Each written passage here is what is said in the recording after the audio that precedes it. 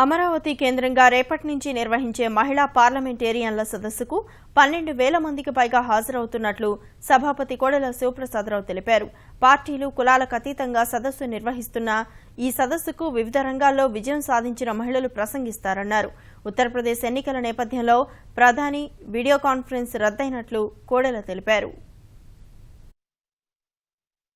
ఈ రాష్ట్రంలోనే కాదు దేశంలో ఉన్న ఆడబిడ్డలు గౌరవంగా బతకాలి, దానికి వేదిక కావాలి. వాళ్ళ సమస్యల పరిష్కారానికి కానీ, ఆత్మగౌరవంతో జీవించడానికి కానీ, అవకాశాలు అందిపుచ్చుకుని వెతకడానికి కానీ ఇది వేదిక కావాలి. దీంట్లోకి వేరే అవకాశం లేదు. పివి సింధు గారు, జస్టిస్ రోహిణి గారు, కిరణ్ బేడి గారు ఈ రకంగా చెప్పుకుంటూ పోతే 65 మంది లబ్ధ ప్రతిష్ఠులు జీవితంలో కష్టాలు ఎదుర్కొని పైకొచ్చిన వాళ్ళు.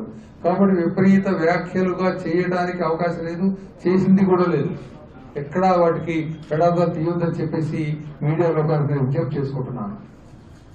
చేయని వాటికి మాట్లాడిన దానికి అర్థాలు తీయొద్దని దయచేసి.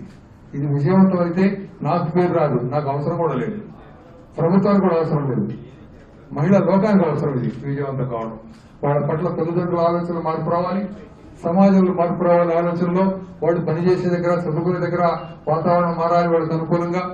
అదేవిధంగా వాళ్ళు సంపాదించే అవకాశాన్ని సమాజం కలిగించాలి. ప్రభుత్వాలు కూడా కార్యక్రమాలు ప్రకటించడం కాదు, కార్యక్రమాలు కఠినంగా అమలు చేయడంలో కూడా చర్యలు తీసుకోవాలి. దీనికోసం ప్రయత్నం చేస్తున్నాం.